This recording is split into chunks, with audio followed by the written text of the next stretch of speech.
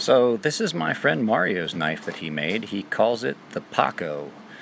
So just wanting to throw it out there just so y'all can see it. Alright YouTube, those pictures you just saw are a friend of mine named Mario. He decided he wanted to make a knife, and with the assistance of Chris and Elliot up at Ferrum Forge, you know, you guys probably are tired of hearing me say it, but I don't have any other knife makers that are local that I hang out with, so you're going to keep hearing their names, and in this video especially. So Mario decided he wanted to make a knife. He had designed it and got some stuff together and built the knife. I remember when the blades came back from heat treat and some of the scale stuff came back. So it's been a few weeks. Actually, it's been some of that stuff came back when I was getting ready to go to Japan the last weekend before I left, when I was up there. So Mario made his first outing. It's a pretty good knife. I like the blade design. I got to sharpen it for him. So those pictures that you saw, that's what that is. So here's what we're here to talk about. Said I was going to do it. My allergies are bothering me really bad. So one night when I was up at the Helms Brewing right across the street from Ferrum Forge Knife Works, I got pretty drunk, and then Elliot and I got to talking about the fact that he doesn't like his first knife, and he actually gave me, not his first knife, let's refresh that. Elliot's first knife was years before this. This was Elliot's first mid-tech style run of 100 knives, and this is number 11 of 100. He disliked these knives enough that I was told that at one point he had a program where he would buy that knife back and give you a new Ferrum Forge Knife Works knife just to get these off the... He didn't want them out there. So we're going to kind of talk about some of the evolution and how far he's come. So this is the Archbishop Scepter. This was the model before the Scepter. So the Scepter is... mosquitoes. The Scepter is the most current model. And he has a Les George that he's working on right now, and I've seen it. It's pretty nice. I saw the prototype. So from this to this, and mine is a one-off, so it's going to look a little different. But I mean, basically, it's the same knife. So I'm going to get this stuff all set down, and we're going to kind of talk about it. All right. So I had to pause. I had something I had to do. I'm sorry. The big difference that I'm seeing in these knives is how polished his knife making has become. And don't get me wrong, this, as much as he dislikes it, is a really quality knife. Now, this knife, holy cow, to have come this far. Now, back in the day, Elliot he was just getting into the mid-tech style knife. And he brought these in, and he did a lot of custom work. And from what I understand, from not necessarily talking to Elliot, but from what I understand, hearing other people talk about, Elliot kind of took these knives at a loss. Once you look at how much work he put into custom, there was a lot of custom touches that went into these Pretiums. This Elmax, Elliot's Elmax, is unlike any Elmax I've ever sharpened. And I've sharpened a lot of knives. If you've watched my videos, you know I sharpen a lot of knives. Elmax usually is a really easy to sharpen, doesn't hold an edge. Holy crikeys, this was hard to sharpen. Elliot did a secondary hardening on this that made it incredibly hard. But what I'm going to show you is, and if Elliot, if you watch this, I apologize. This isn't, I don't want you to think this is a knock on you. There are things in this knife that you will not see in a Ferrum Forge knife now. Not at all. There's some obvious milling issues on this one. There's some areas on this where you can see that there's flaws in the titanium, in the milling and itself.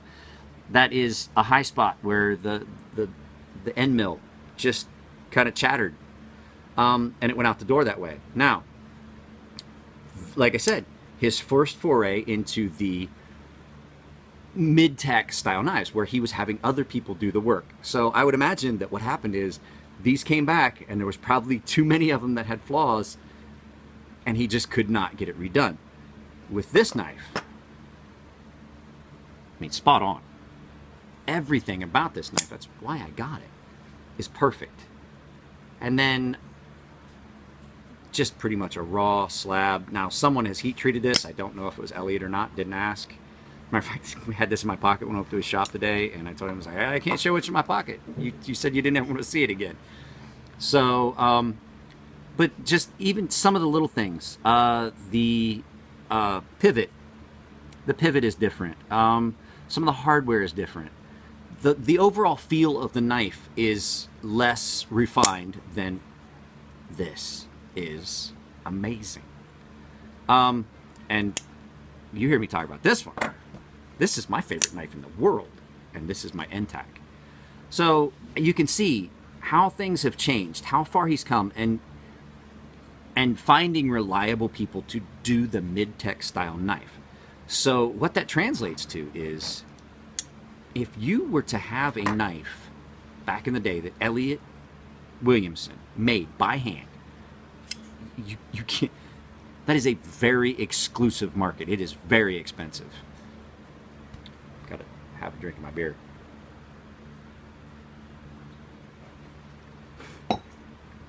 But I mean, the fact that Elliott realized early in the game, and Jim Skelton,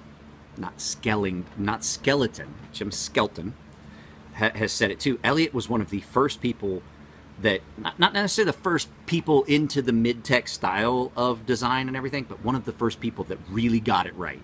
And he started with this. He was able to offer 100 units of this knife at a price that was a lot less than any of his customs, and he's kind of followed through on that. Now, I've heard in videos him talk about that he would never do another run of 100, and now he does runs of 200 and does some one-offs, and he does some full insane maker's choice.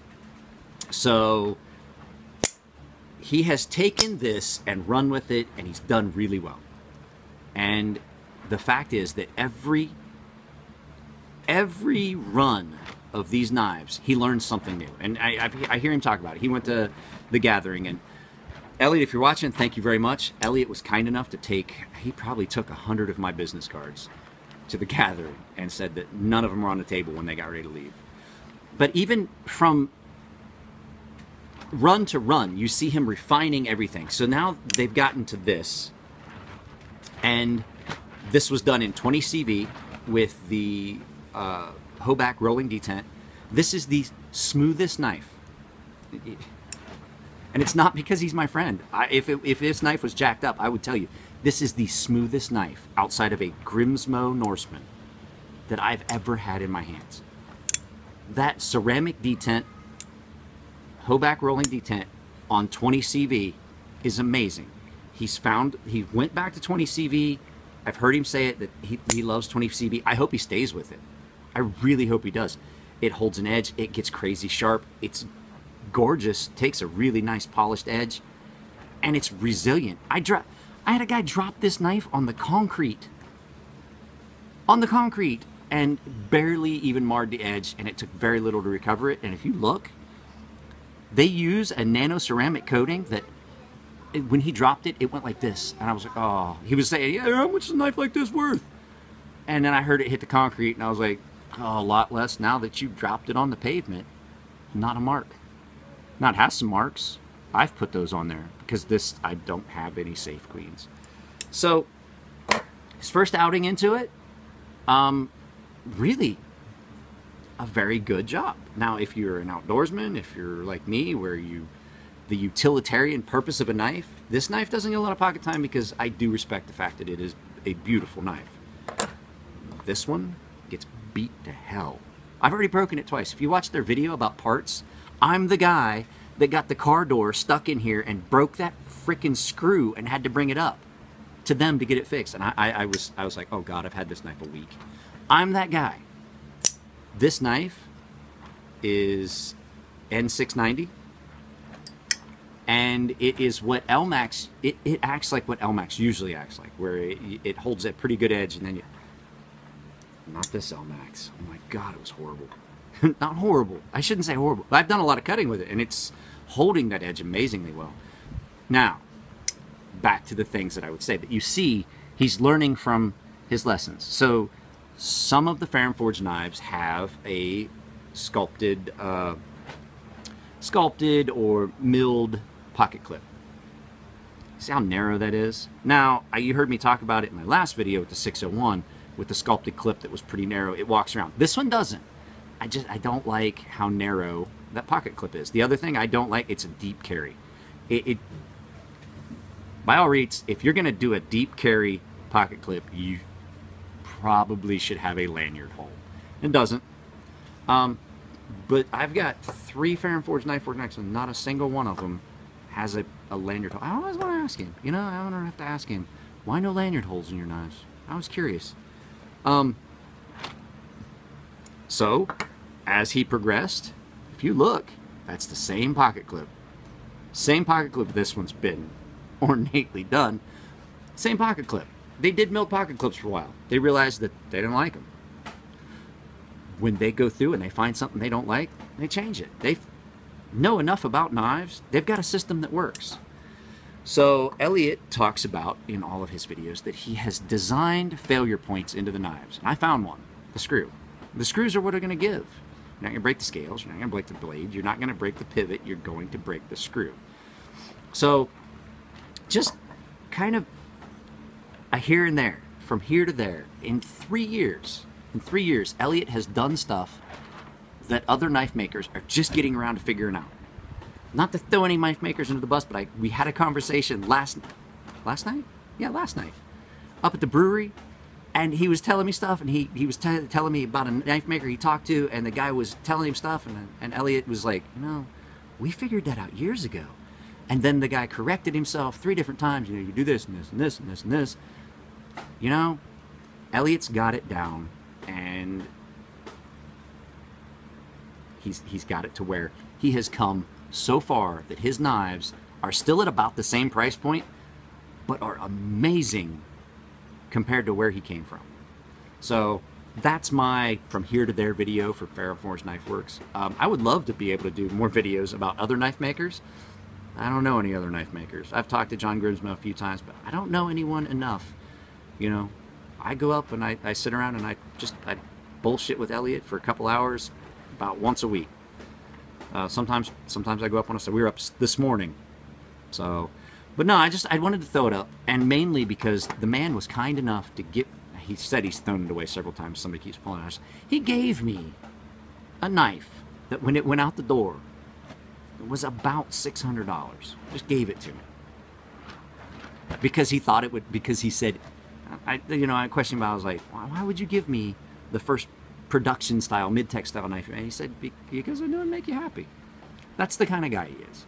So, if you guys have not looked into Ferrum Forge Knife Work knives, you probably should, because you are selling yourself short.